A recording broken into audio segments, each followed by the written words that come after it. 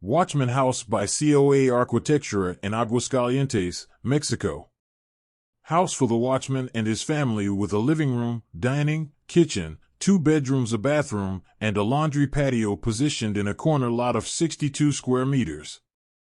On one hand, a house was sought that with very few elements could be appropriated by a family as a dignified home, and on the other hand be able to build it in the fastest and most efficient way possible with the constructive system. The walls on the lower and upper level are colored integrated apparent blocks, jalcreto, and concrete joist slabs, a common construction system in Jalisco, polished concrete floors, pine wood dividing walls, and steel window frames. The house is shown as a monolithic box closed to the exterior, however, it is open to an interior patio for the social area. A low wall, a steel fence, and an apparent concrete canopy vestibule the entry from the exterior.